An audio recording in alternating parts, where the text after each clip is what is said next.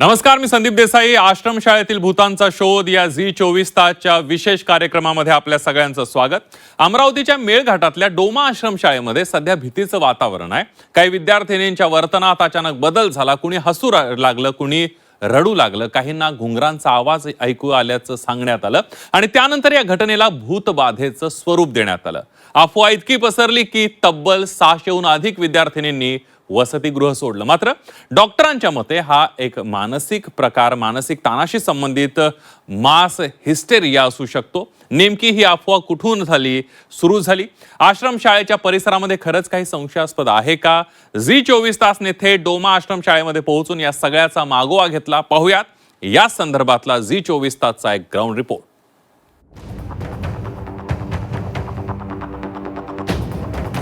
मेळघाट डोंगर दऱ्यांच्या कुशीत वसलेला आदिवासी भाग. इथल्या अनेक मुलांसाठी आणि मुलींसाठी आश्रमशाळा म्हणजे केवळ शाळा नाही, तर घरापासून दूर असलेलं दुसरं घर. पण याच घराच्या भिंतींमध्ये काही दिवसांपूर्वी अचानक भीती शिरली. भीती एका अदृश्य शक्तीची. काही विद्यार्थिनींच्या बदललेल्या वर्तनाची चर्चा सुरू झाली आणि चर्चेचं रूपांतर अफवेत झालं. भूतबाधेची अफवा. या एका शब्दानं अशी दहशत निर्माण झाली की 1-2 नव्हे तर 600हून अधिक विद्यार्थिनींनी आश्रमशाळा आणि वसतिगृह सोडलं.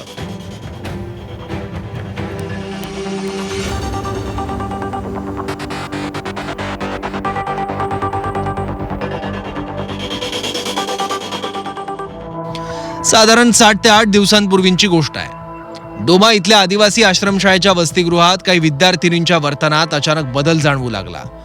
सुमारे 15 ते 16 विद्यार्थिनी. कुणी अचानक हसू लागलं, कुणी रडू लागलं, कुणी अस्वस्थ होऊ लागलं, तर काही विद्यार्थिनींना घुंगरू वाजल्यासारखे आवाज ऐकू येत असल्याचं सांगण्यात आलं. घटना सुरुवातीला मर्यादित होती. वसतिगृहाच्या अधीक्षकांच्या हा प्रकार लक्षात आला. त्यांनी मुख्याध्यापकांना माहिती दिली आणि त्यानंतर प्रशासनाच्या पातळीवर हालचाली सुरू झाल्या. एका वसतिगृहात घडलेली घटना दुसऱ्या दिवशीपर्यंत गावच्या चर्चेचा विषय बनली.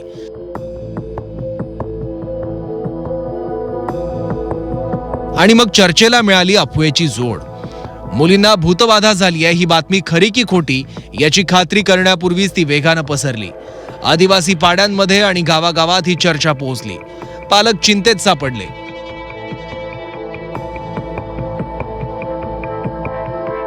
मुली घाबरल्या आणि वसतिगृहातील वातावरण तणावपूर्ण बनलं.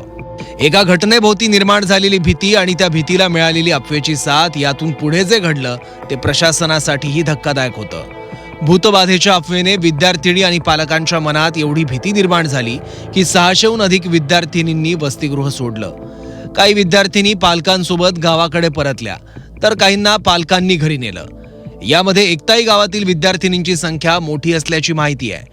ज्या वसतिगृहात काही दिवसांपूर्वी विद्यार्थिनींची लगबग होती, तिथे आता अनेक खोल्यांमध्ये शांतता दिसत होती. शाळा सुरू होती, पण विद्यार्थिनींची उपस्थिती मात्र दिसत नव्हती.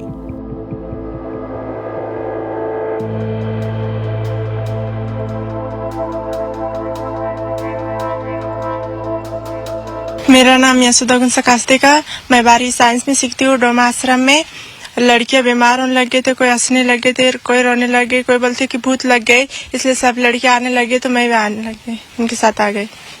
कितनी लड़कियों को वहाँ पे मतलब ऐसा, कितनी लड़कियों के साथ ऐसा हुआ है? शायद मुझे जहाँ तक पता है तो वहाँ तक 9-10 को होगा शायद. हाँ, तो क्या हुआ था वहाँ पे? कुछ लड़कियां रोने लगे, कुछ हंसने लगे, कोई कैसे कैसे होने लगे. लोग लड़कियां बोलते कि भूत लगे उनको, तो उसके कारण सब जन आने लगे तो मैं आ गई घर पे.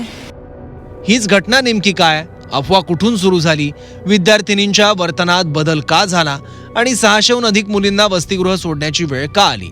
या प्रश्नांची उत्तरं जाणून घेण्यासाठी झी 24 तासची टीम नागपूर आणि अमरावतीहून थेट डोमा आश्रमशाळेत पोहोचली.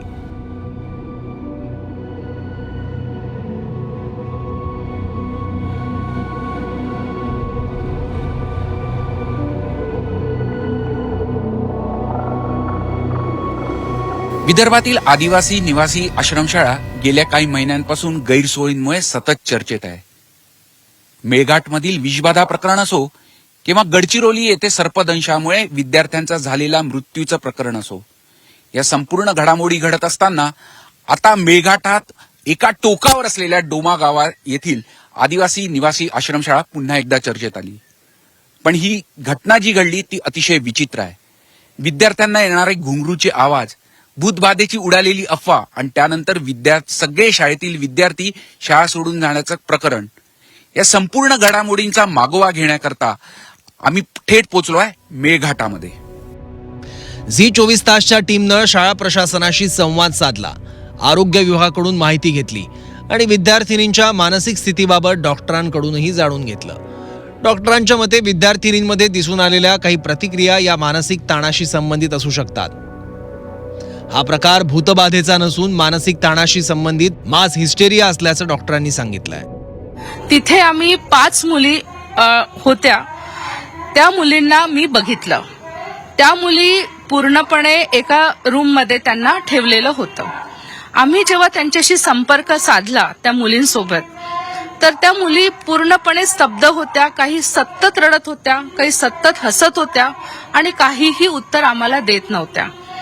तर या गोष्टीला आम्ही मानसोपचार तज्ज्ञ जर आम्ही त्यांचं म्हणजे त्याला डायग्नोसिस म्हटलं तर याला आम्ही कन्व्हर्जन डिसऑर्डर किंवा हिस्टेरिया असं म्हणतो. नुसतं हिस्टेरिया की मास हिस्टेरिया हा संपूर्ण काय नेमकं? ऍक्च्युली मास हिस्टेरिया पण आपण म्हणू शकतो, कारण जेव्हा एक section of the population students जेव्हा अफेक्ट होतात, कारण त्याचं काहीही कारण नाही, एकदम अत्यंत इमोशनल डिस्ट्रेस किंवा सिव्हिअर इमोशनल स्ट्रेस जेव्हा येतो तेव्हा असं हिस्टेरिकल सिम्पटम्स मुलांमध्ये आढळतात. डीप कल्चरल तिथे तो डिफरन्स आहे नॉर्मल पॉप्युलेशनमध्ये आणि तिथल्या ट्रायबल बेल्टमध्ये. आणि सगळ्या सुपरस्टिशियस प्रॅक्टिसेस तिथे खूप रॅम्पंट आहे आणि खूप डीप रूटेड बिलीफ्स आहेत त्या लोकांच्या, की हे पौर्णिमा झाल्यानंतर तिथे मी जेव्हा हिस्ट्री घेतली तर पौर्णिमा झाल्यानंतर एक बाई ती बाहेर निघाली तिच्या अंगणामध्ये आणि तिथे झाडं वगैरे भरपूर आहेत. तर जसं झाडांचं पत्ता असं हालायला लागलं तर तिला ते कुठेतरी अदृश्य असं काहीतरी दिसल्यासारखं झालं आणि त्यानंतर ती बाई खूप अशी हसायला लागली, रडायला लागली आणि मी काहीतरी वेगळंच पाहिलं. आणि त्यानंतर ती जशी तिच्या घरामध्ये तिची नणद असू दे किंवा कोणी असू दे, दुसरी लेडीज असू दे, तिच्याकडे बघून ती पण तसंच तिच्यासोबत करायला लागली. आणि तिथे इथल्या स्टुडंट मधले काही मुलं घरी आलेले होते. जेव्हा त्यांनी हे पाहिलं मग त्या पण तशाच बिहेव करायला लागल्या. नंतर त्या जेव्हा हॉस्टेलला आल्या तिथे हॉस्टेलला पण त्या तशाच करायला लागल्या. त्यांचं पाहून दुसरी मुलगी, असं करत करत त्या 15 मुली पूर्णपणे हिस्टेरिकल सिम्पटम्स त्यांना आढळले आले.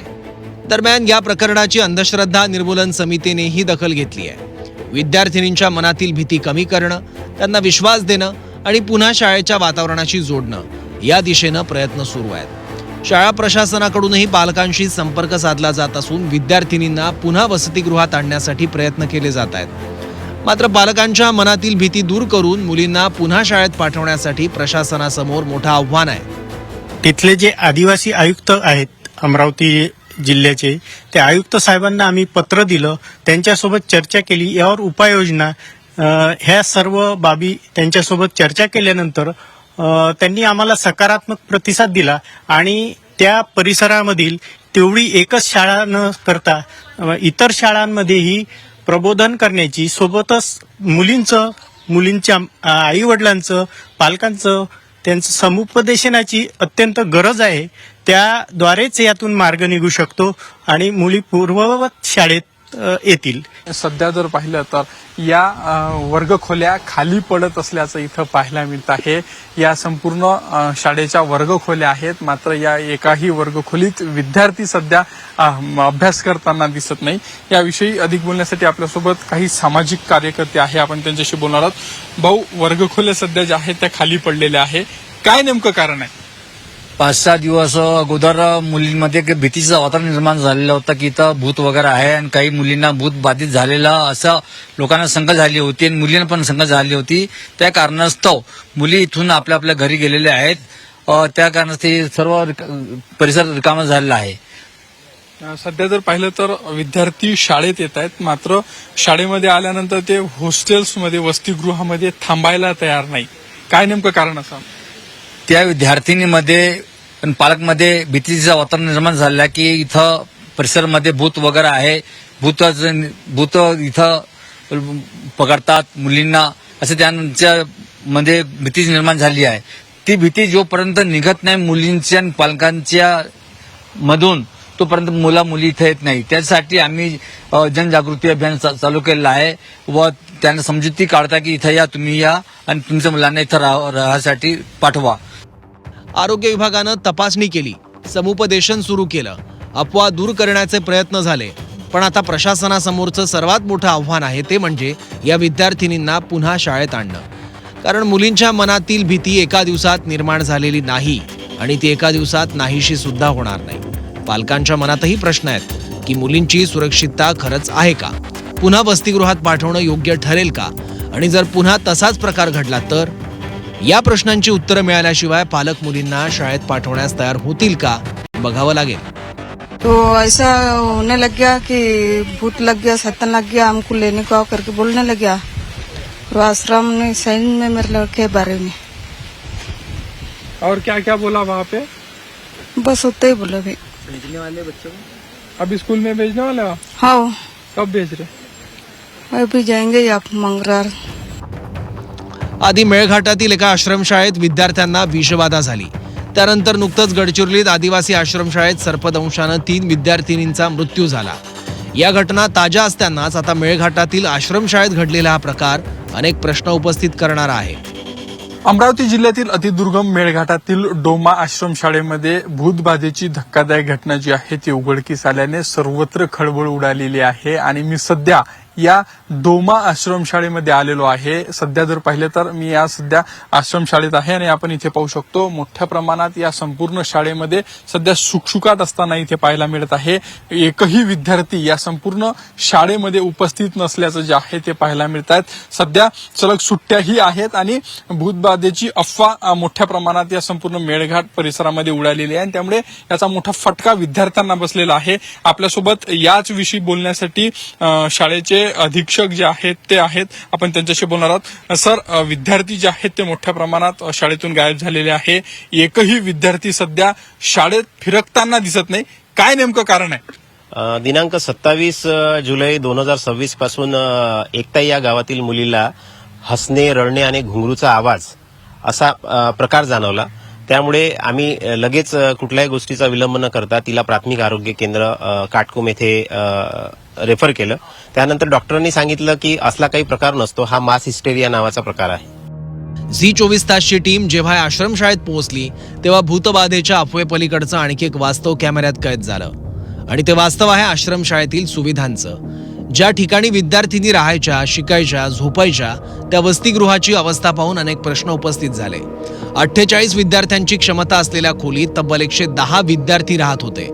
प्रश्न फक्त संख्येचा नाही तर प्रश्न आहे विद्यार्थिनींच्या सुरक्षिततेचा.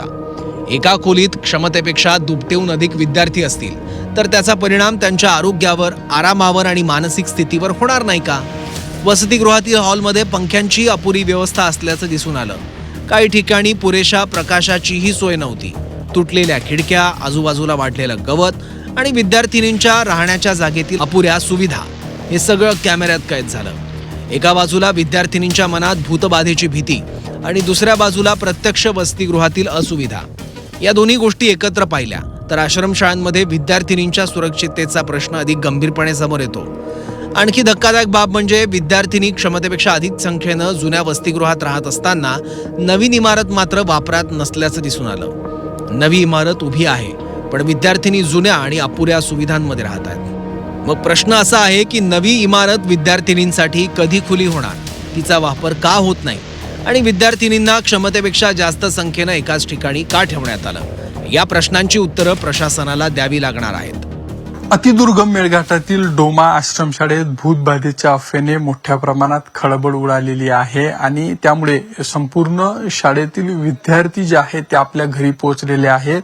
ज्या ठिकाणी विद्यार्थी राहतात त्या ठिकाणी मी सध्या आलेलो आहे आणि आपण इथे पाहू शकतो सध्या मोठ्या प्रमाणात या संपूर्ण शाळेमध्ये सन्नाटा पसरल्याचं चित्र पाहायला मिळत आहे.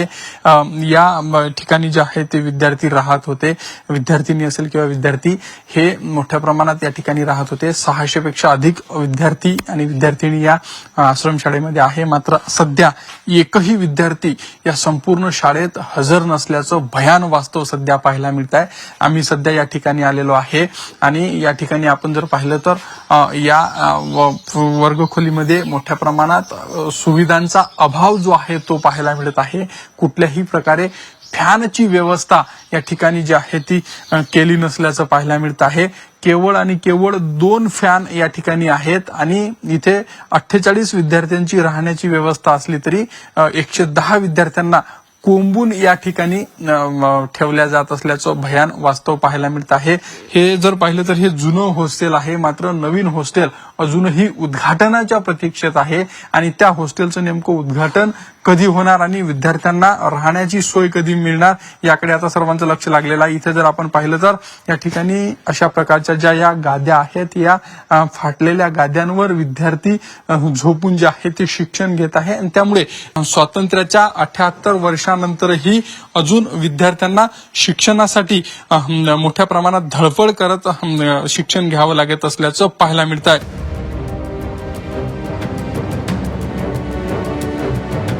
दरम्यान या संपूर्ण धक्कादायक प्रकारावर मेळघाटचे प्रकल्प अधिकारी सिद्धार्थ शुक्ला यांनी प्रतिक्रिया दिली आहे.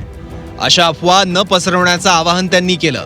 तसंच विद्यार्थ्यांच्या शिक्षणाचा खेळखंडोबा होणार नाही याचीही खबरदारी घेण्याचं आवाहन प्रकल्प अधिकाऱ्यांनी केलंय. डोमा आश्रमशाला में भूत बाधा की प्रकरण की खबरें जो है हम अखबारों में भी पढ़ रहे हैं और टीवी चैनल्स पे भी देख रहे हैं. इस देश के ग्रामीण क्षेत्र में कई लोगों के अंदर ऐसे अंधविश्वास अंधश्रद्धा होती है या कई लोगों का ये मानना भी होता है कि ऐसी चीज़ें हैं. लेकिन इतनी छोटी सी अफवाह अगर बच्चों की शिक्षा के बीच में आती है तो सभी सभ्य समाज, तार्किक लोग, जो भी समझदार लोग हैं, उनका ये जिम्मेदारी बनती है कि ऐसी अफवाह, ऐसे रूमर को वो काउंटर करें. कि लोगों के अंदर ऐसी भावना है जो उनको नुकसान पहुंचा रही है, बच्चों की पढ़ाई को नुकसान पहुंचा रही है, तो उसे हमें कम करना है.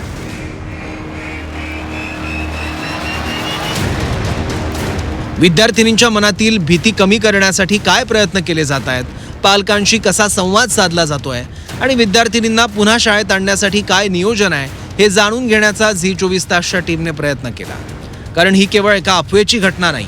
या घटनेमागे विद्यार्थिनींचं शिक्षण थांबण्याचा धोका आहे. शाळा रिकामी होणं म्हणजे केवळ वर्ग रिकामी होणं नाही, तर या विद्यार्थिनींच्या शिक्षणाच्या प्रवासात खंड पडणं आहे. आप अभी स्कूल में यानी वहाँ पे हॉस्टल है, वहाँ पे छात्रावास है, वहाँ रुकते थे आप रात में, सब लोग बच्चे रहते थे, अभी क्यों नहीं रुक रहे? क्या क्या क्या माहौल है? किस चीज का डर है आप लोगों को? सर बोल रहे कि भूत है, बोले वहाँ पे, इसलिए नहीं रुक रहे. तो आपके साथ सभी बच्चे अभी नहीं जा रहे? आपके आजू बाजू के जो सहकारी थे, सहपाठी थे, नहीं जा रहे. आना जाना से जा रहे, लेकिन अभी अफवा कधी कधी एका वाक्यापासून सुरू होते, एका कुजबुजीतून जन्म घेते आणि काही तासात शेकडो मनांवर राज्य करू लागते. डोमा आश्रमशाळेतही हेच झालं. काही विद्यार्थिनींच्या वर्तनातील बदल, त्यावरून सुरू झालेली चर्चा, चर्चेचं अफवेत झालेलं रूपांतर आणि त्या अफवेनं निर्माण केलेली भीती, या सगळ्याचा शेवट झाला तो शेकडो विद्यार्थिनींनी शाळा सोडण्यात. पण या कहाणीचा खरा शेवट अजून झालेला नाही. कारण शाळेचे दरवाजे पुन्हा उघडतील, घंटा पुन्हा वाजेल, वर्ग पुन्हा भरतील, पण त्या वर्गात बसणाऱ्या मुलींच्या मनातला विश्वासही तितक्याच ताकदीनं परत आणावा लागेल. या डोंगर दऱ्यांमध्ये अनेक मुलींची स्वप्न वाढतायत. कुणाला डॉक्टर व्हायचंय, कुणाला शिक्षिका, कुणाला अधिकारी, तर कुणाला आपल्या गावासाठी काहीतरी करायचंय. त्या स्वप्नांना भूतबाधेच्या अफवेची भीती थांबवणार नाही आणि व्यवस्थेतील उणीवाही त्यांच्यासाठी अडथळा ठरता कामा नये. कारण शाळेच्या रिकाम्या बाकांवर केवळ धूळ साचत नाही, तर तिथे एखाद्या मुलीचं भविष्यही थांबून राहतं. म्हणून अफवा थांबवण्यासोबत भीती दूर करणं, सुरक्षितता सुनिश्चित करणं आणि या 600हून अधिक विद्यार्थिनींच्या शिक्षणाला पुन्हा गती देणं हीच आता खरी गरज आहे. अमर काणेंसह अनिरुद्ध दवाळे, झी 24 तास, मेळघाट, अमरावती.